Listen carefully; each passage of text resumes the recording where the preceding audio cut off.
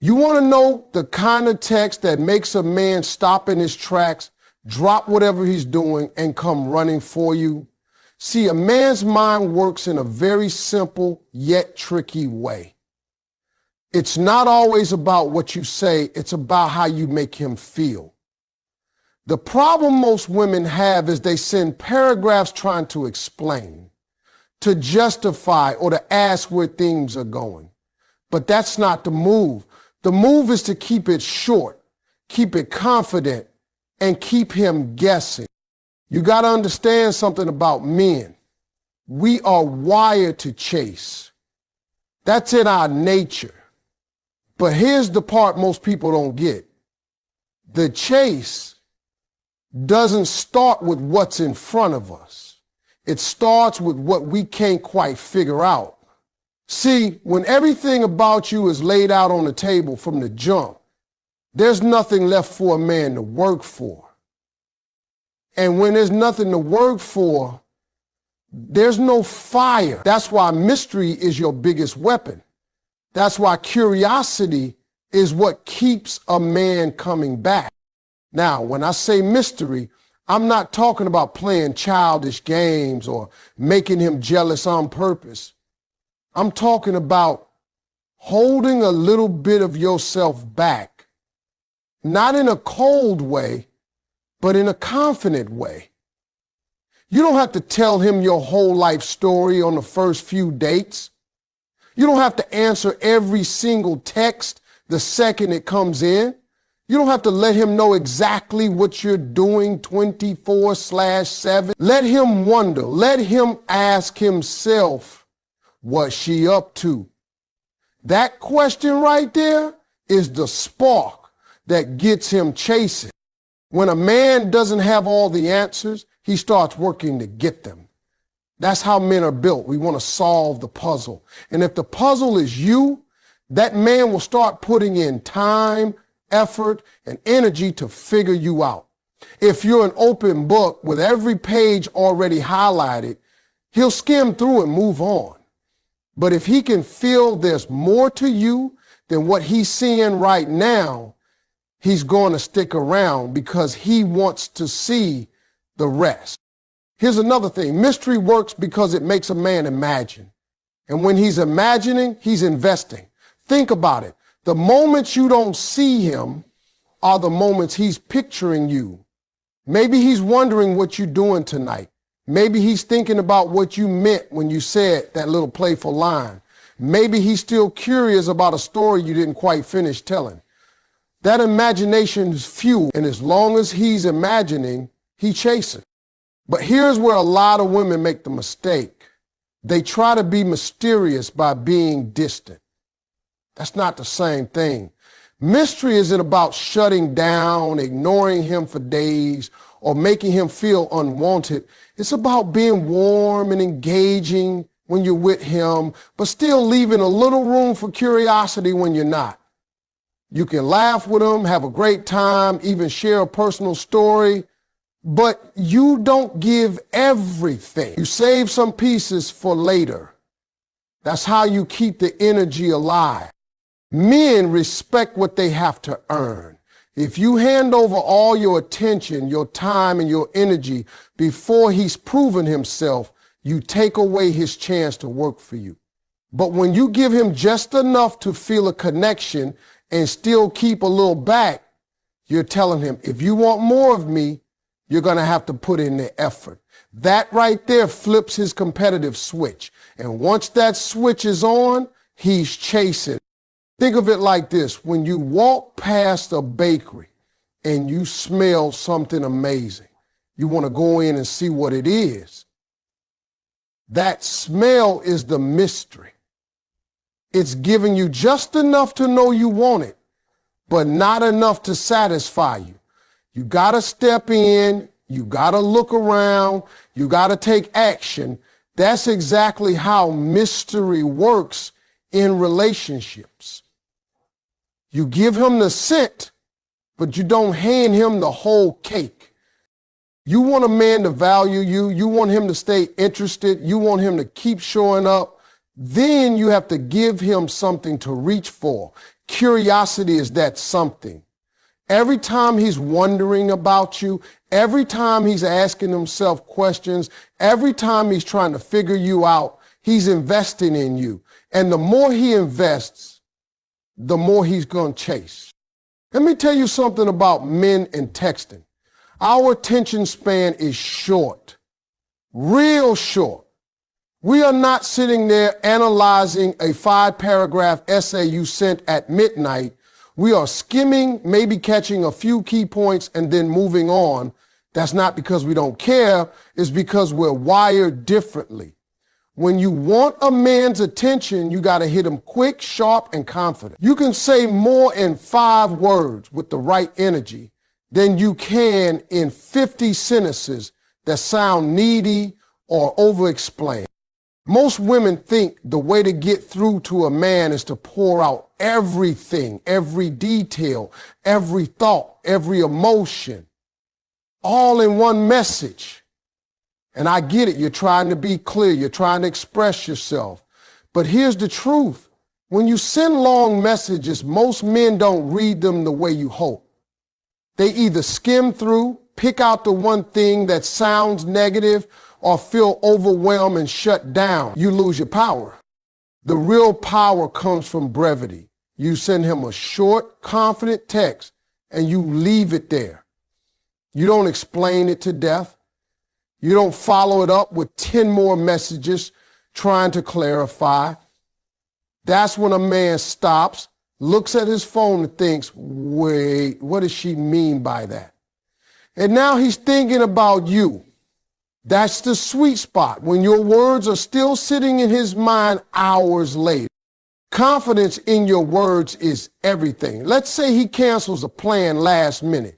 You could write a whole thing about how you were looking forward to it, how you rearranged your schedule, how you feel disappointed. Or you could say in 5 words, your loss, not mine. You think he's going to just brush that off? No, he's going to sit there replaying it in his head because it's short, it's strong, and it doesn't give him the comfort of knowing exactly what you're feeling. It makes him wonder. Short messages work because they leave space for his imagination to fill in the blanks. And trust me, when a man starts imagining, that's when he's hooked. He'll start chasing not just your attention, but the answer to the question your text created. That's how you control the energy of the conversation without looking like you're even trying. And here's another thing. When you're brief, you project self-respect. You're showing him that you don't need to explain yourself to be understood. You don't need to beg for attention. And you're not out here fighting for a spot in his life. You know your worth and you speak like it. That's attractive. That's magnetic. That's what makes a man lean in instead of pulling away. Now, this doesn't mean you should be cold or dry in every conversation. The tone matters. You can still be playful and warm with short texts. Don't get too excited. We'll see about that, or you wish. All of these are short, but they carry personality. They spark a reaction. They make him want to respond. That's the goal, not to dump information, but to start a back and forth where he's invested enough to keep it going. And don't be afraid of silence after you send a short, confident text.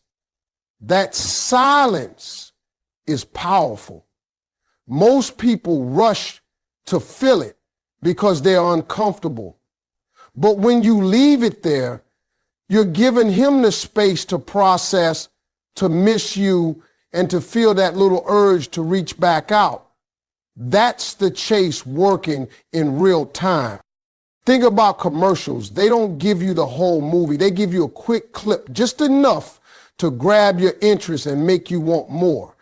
That's exactly what your short, confident messages should do. You're not writing the whole story in one text. You're giving him a preview that makes him want to see the rest. So the next time you pick up your phone and you feel like sending him a whole monologue, stop, take a breath, boil it down to one sharp, confident line. Let him chew on that. Let him wonder. Let him chase. Because when you talk less, but with power, every word lands heavier. And when every word lands heavier, you don't have to do the chasing. He will. You ever notice how when something is too easy, people don't value it as much? That goes double for men in relationships. Men are hunters by nature.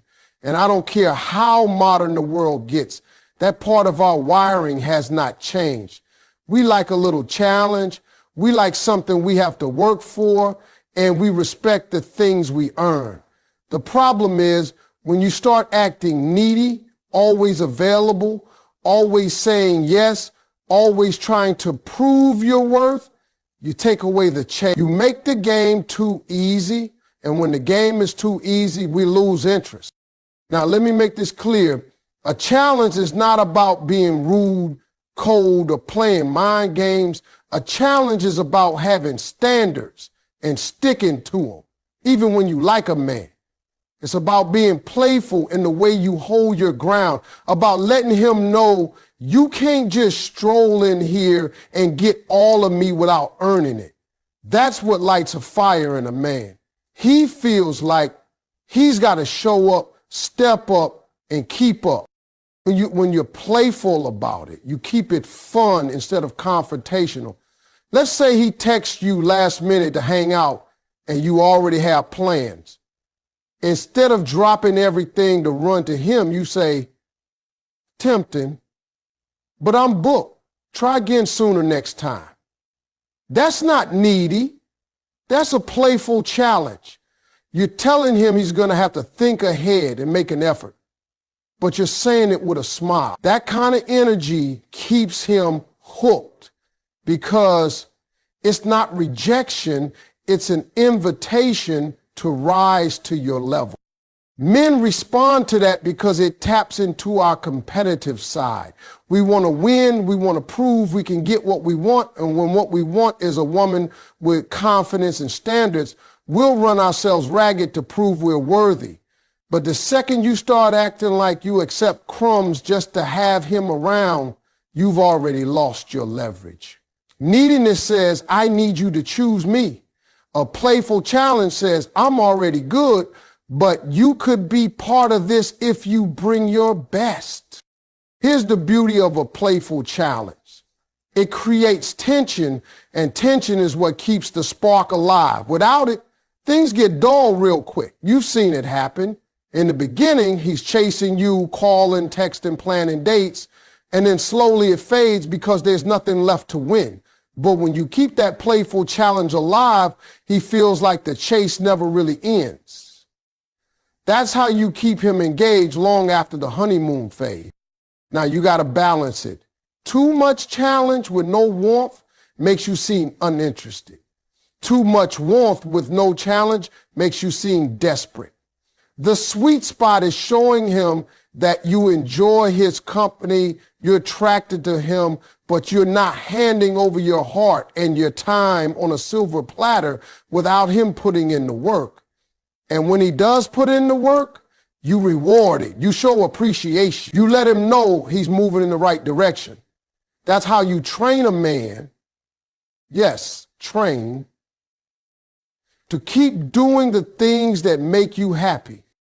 Men are simple in that way. When we see effort pays off, we keep putting in effort.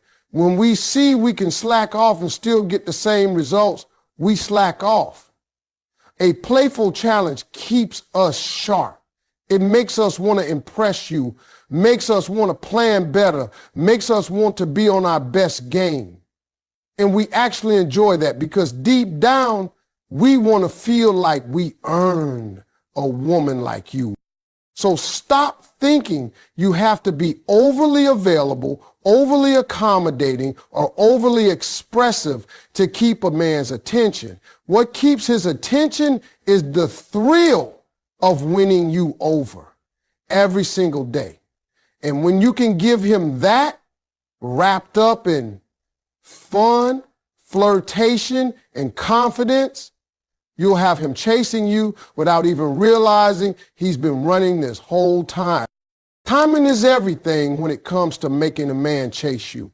You can have the perfect words, the right energy, and the best intentions.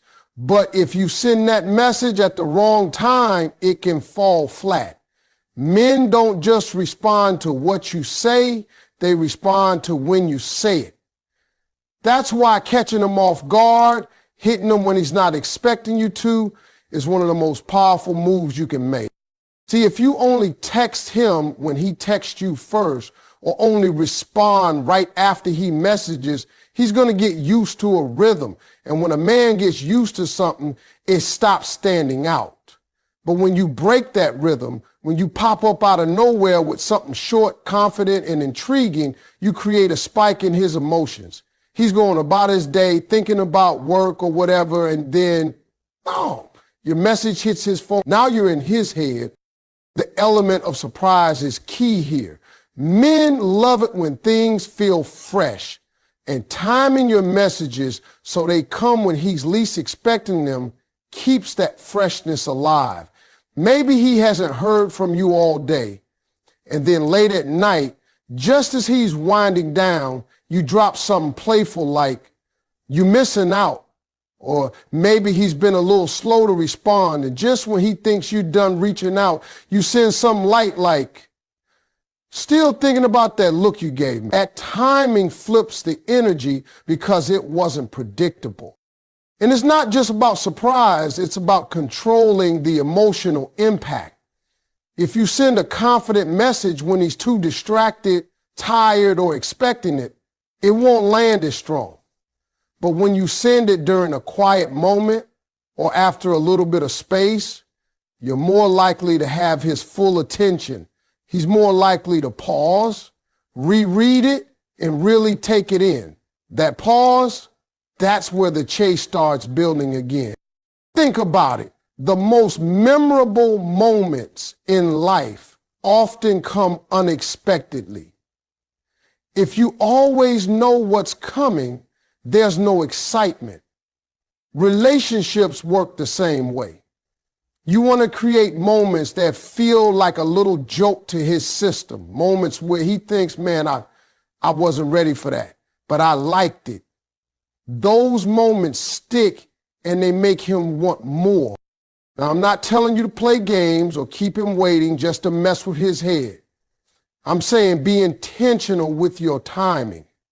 If you want your words to have weight, don't throw them out just because you feel like you have to respond right now. Sometimes the best move is to wait until the energy shifts, until you know the moment will make the biggest impact. It's not about ignoring him. It's about letting the anticipation build. And here's the thing, when you time your messages right, you also show that you're not sitting around waiting on him. You've got your own life, your own rhythm, and he has to fit into your flow, not the other way around. That energy is magnetic. Men chase women who seem busy, who seem fulfilled, who seem like their world doesn't revolve around him. When your timing says, I'm reaching out because I want to, not because I need to, you've already shifted the power dynamic in your faith. This works in both the early stages and deep into a relationship. In the beginning, it keeps him curious. Later on, it keeps him from getting too comfortable. Even if you've been together for years, a well-timed, unexpected message can spark that same energy you had when you first started talking. It reminds him that you're still that exciting, unpredictable woman he chased in the beginning, and he'll keep chasing if you keep giving him those moments. So remember, it's not just the words. It's the moment you drop them. The right words at the wrong time are just noise. The right words at the perfect time, that's when you make him stop, smile, and start running right back toward you. If you really want a man to chase you, you've got to touch his emotions. Men might look like they're all logic and no feelings, but the truth is we're just as driven by emotions as anybody else. We just don't always admit it. When something or someone makes us feel a certain way, we can't get it out of our minds. And that's where emotional hooks come in. They're the little things you say or do that grab hold of his heart, stay in his head, and keep pulling him toward you. An emotional hook is not begging, it's not guilt tripping, and it's not manipulation. It's about making a man associate you with a feeling he can't get anywhere else. Maybe it's excitement. Maybe it's peace. Maybe it's the thrill of being challenged. Maybe it's the way you make him laugh when he's stressed. The point is, you give him something emotional to hold on to, something that makes him want to keep coming back for more. Most people think attraction is just about looks or chemistry, but real lasting attraction comes from how you make a person feel. You can be the most beautiful woman in the world, but if you don't connect with him emotionally, the spark will fade. On the flip side, you can be completely yourself, flaws and all, and if you've got that emotional hook in him, he will move mountains to keep you around. So how do you set that hook? First, you got to pay attention to him. Men open up when they feel seen, when they feel understood. You notice the small things about him, the way his mood changes after a long day, the way he talks about his dreams, the way his eyes light up when he's passionate about